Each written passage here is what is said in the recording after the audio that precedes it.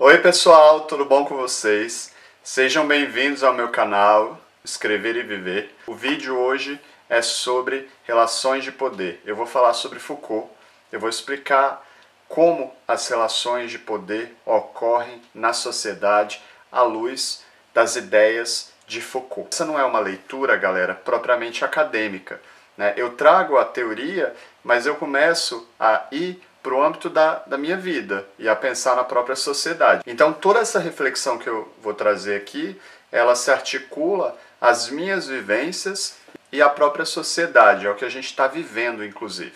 Quando eu digo para vocês aqui no canal que nada é neutro e que há ideologia em tudo, eu me refiro a um despertar nosso para entender o que está por trás da estrutura do sistema que a gente vive. Eu me refiro às relações de poder, à ideologia e a como esse poder entra em nossas vidas, a como esse poder perpassa os nossos corpos e limita as nossas vivências, e limita o nosso desenvolvimento, inclusive pessoal. Isso não é teoria da conspiração que eu trago aqui para vocês, são teorias, na verdade, que se assentam em ideias de filósofos, né, em correntes científicas, na antropologia, na sociologia, na própria linguística, na análise de discurso, por exemplo. Sair desse sistema social que está presente em todas as culturas e na própria estrutura social, e com a globalização, essa estrutura ela toma uma outra dimensão. Então não tem para onde correr, independente da cultura, do país que você nasça, da língua que você fale, você estará, de certa maneira, preso à caverna cultural, vamos dizer dessa maneira, e a essas estruturas e a esse sistema. Eu falo muito para vocês aqui de sair da Matrix, né? Eu falo muito para vocês aqui de sair da Matrix. Isso tem a ver com o vídeo, eu vou deixar aqui em cima o link, que eu falei sobre sair da caverna, sobre a energia vital, né? O tanto que a gente precisa, o quão doloroso é para alguns sair dessa caverna e o tanto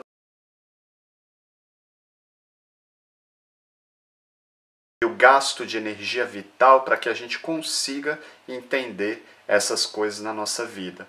O que faz muitas pessoas desistirem dessa busca ou desse entendimento.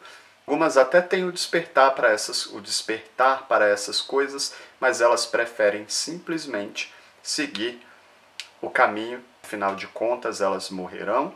Essa é a justificativa que elas usam e a vida precisa ser aproveitada. O poder, pessoal, está presente em todas as estruturas sociais, né?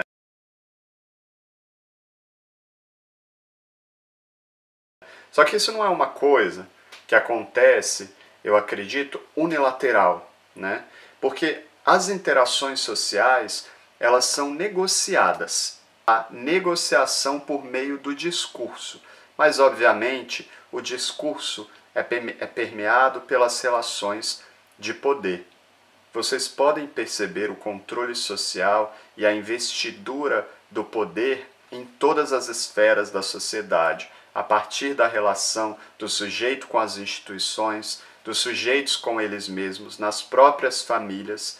Na verdade, se a gente começa a falar de poder, isso já começa no próprio núcleo familiar. E depois isso, conforme a gente vai crescendo, isso vai sendo ampliado para nosso bairro, para os nossos vizinhos, as relações com os nossos vizinhos. E isso vai tomando outras dimensões, a relação com a escola, a relação depois com o trabalho, a relação com a sociedade.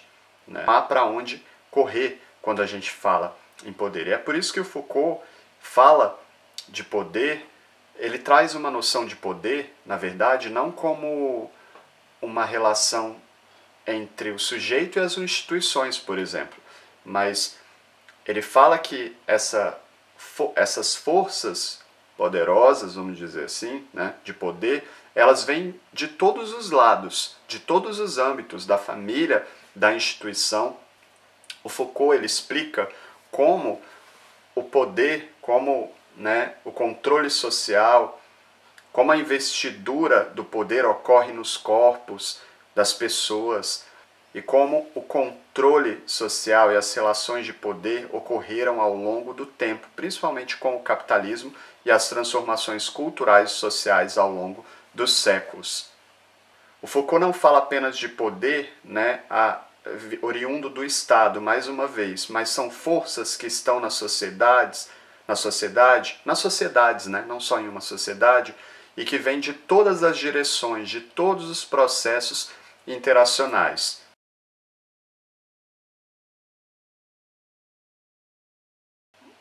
Muito do inconsciente coletivo, das coisas que a gente pensa também, gente, tem uma manutenção de poder por trás. A identidade, a subjetividade, ela está relacionada com essa manutenção do poder.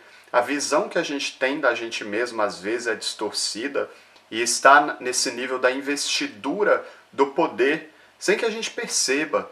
Muitas coisas estão no nosso inconsciente e a gente não percebe. Há então uma rede muito bem articulada na sociedade do poder. Ela está articulada ao Estado e atravessa toda a estrutura social e perpassa a língua na perspectiva discursiva, naquilo que é mais abstrato, que está aqui na nossa mente, nos significados das palavras. E isso pode influenciar a nossa prática social e também se articula e se amarra aos textos, às imagens. Vale lembrar também que o poder ele é construído socialmente. Nessa perspectiva, o discurso implica impor a verdade àqueles que escutam. O discurso é permeado pelo poder e pelo desejo na sociedade que a gente vive. Com as redes sociais, por exemplo, alguns discursos têm ganhado poder, mas isso não significa que eles sejam verdadeiros.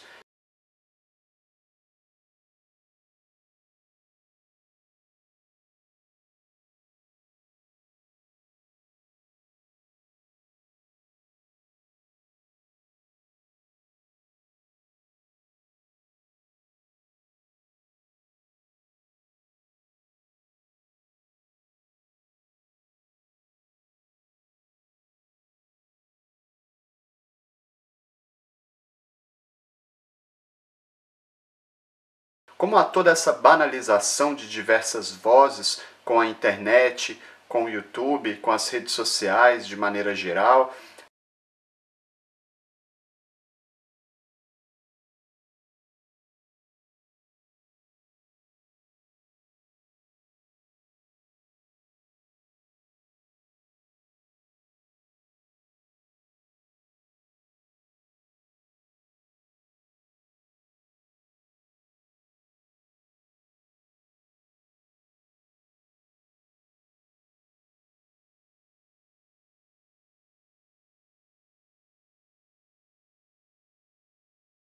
as pessoas ficam um pouco confusas com tanta informação. A gente não sabe porque todas transparecem ter um status de validade. A própria internet as valida. Pessoal, as relações de poder ao longo da história da humanidade, elas foram marcadas pela disciplina. O Foucault fala também como o corpo constituiu na história e ainda constitui o locus dessa investidura do poder, da questão da disciplina. Ele fala do suplício, por exemplo, na Idade Média, aqueles espetáculos em que uma pessoa era colocada em pública para ser por meio da tortura.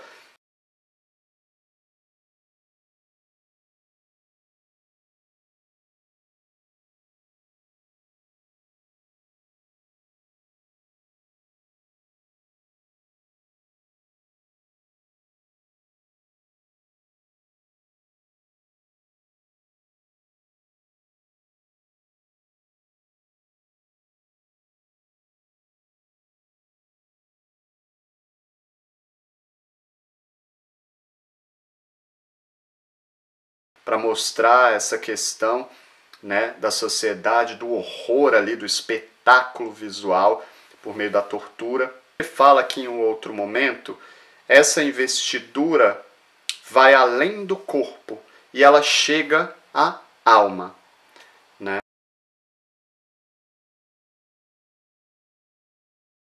Isso significa que ela está num plano mais abstrato, como se fosse uma paranoiazinha ali na cabeça, né? Uma parte, eu até me arriscaria a dizer, da estrutura, não sei, do superego de cada um.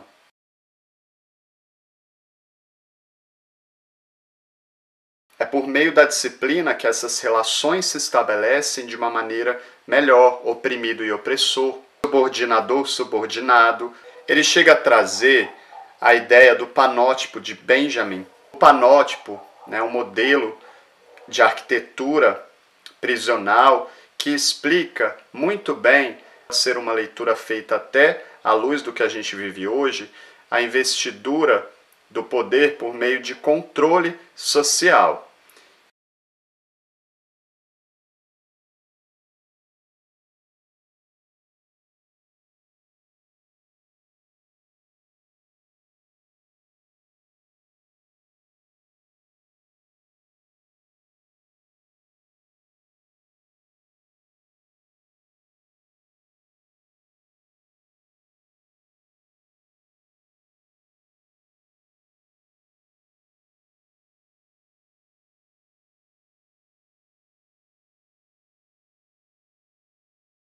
Eu vou fazer um vídeo específico do panótipo porque eu quero falar para vocês dessa transição, desse modelo, que não está só presente na prisão, e a gente entra na questão da vigilância, né?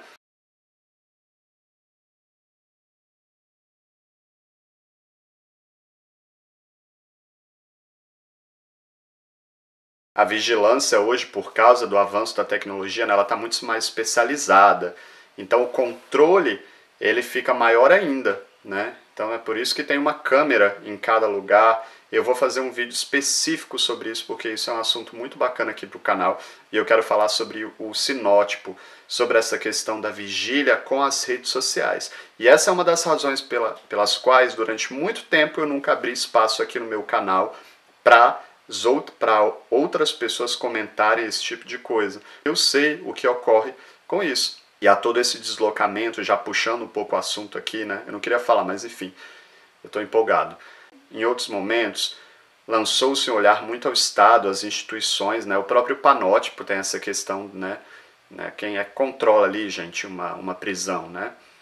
Então, e depois, em outros momentos, a gente pensa nessa coisa do controle social por meio das redes sociais, do like, por exemplo, desse modelo que eu estou falando aqui, do sinótipo, né, dessa vigilância de, em vez de poucos vigiando muitos, agora muitos vigiando poucos, né? E há toda também aí uma investidura de poder nessas relações, gente. Não é ao acaso. Aí você pode pensar assim, mas pelo menos aqui, com certeza, né, isso é mais positivo, porque positivo no sentido de trazer as várias vozes sociais.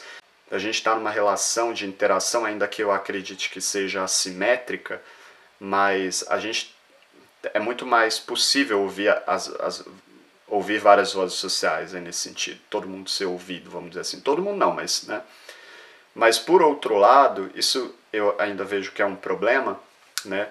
Porque não é a todos que é dado esse poder, né? Tem excelentes profissionais aí na internet, né? Mas quem acaba tomando o espaço, são aqueles principalmente que entendem o algoritmo, né? E foi por isso que eu vim aqui para o YouTube, porque, por exemplo, durante muitos anos eu tive ali os meus sites, só que a diferença é que eu não tenho uma estrutura de empresa, sou uma pessoa, trabalho sozinho, né? Então eu não sou ali uma estrutura, eu não terceirizo o meu serviço, eu reviso todos os meus textos.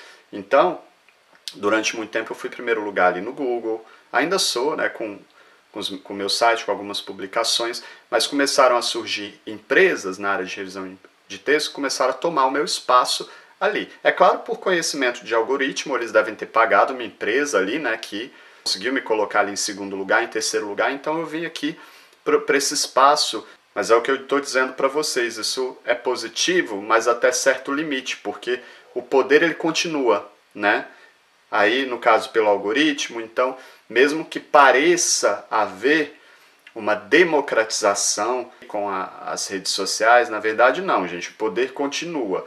né? O controle social continua. Essa manutenção aí do poder por meio do like, por meio dos seguidores, essas coisas todas está relacionada a isso que eu estou dizendo. Eu falei para vocês como Foucault explica essa coisa do controle, né, por meio da investidura do poder nos corpos, e depois ele fala dessa passagem, né? Ainda existe a questão do poder relacionada à punição aos corpos em si, mas como não está ligada simplesmente à instituição, ao Estado, a uma instituição, mas às diversas relações que existem na sociedade, isso tem a ver com essa leitura que eu sempre tive desde pequeno, que eu falo aqui para vocês, desde a minha adolescência, essa minha percepção para entender essas forças sociais. E aí ele fala dessa investidura na alma, né? Que na verdade ele está dizendo, né, que é como se fosse uma paranoiazinha ali social, o nosso superego martelando na nossa cabeça, ali, impedindo o nosso desenvolvimento para que o controle e por sua vez o poder seja mantido.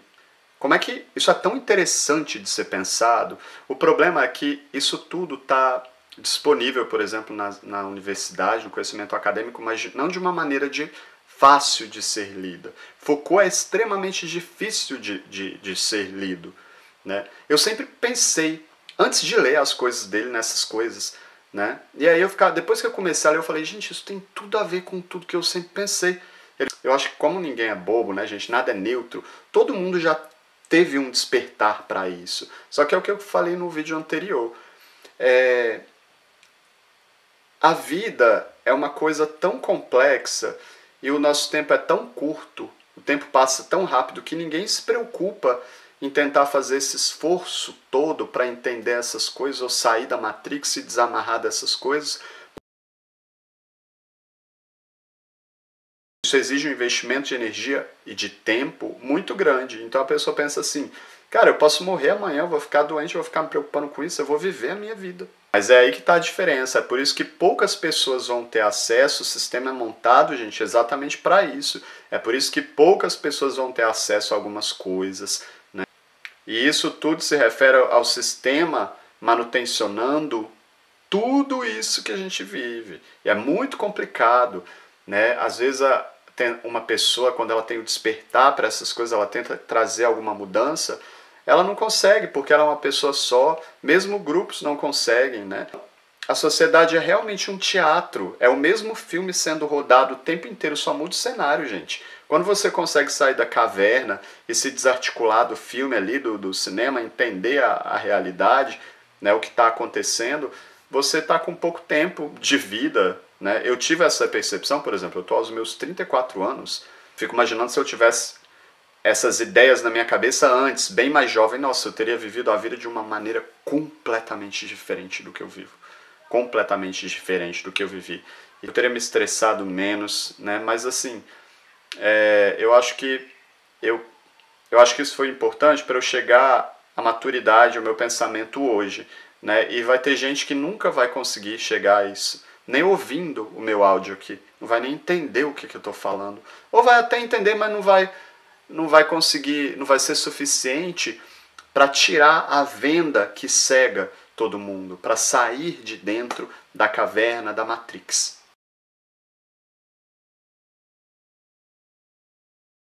Sejam bem-vindos ao meu canal, se inscreva no meu canal, dê um joinha aí no vídeo.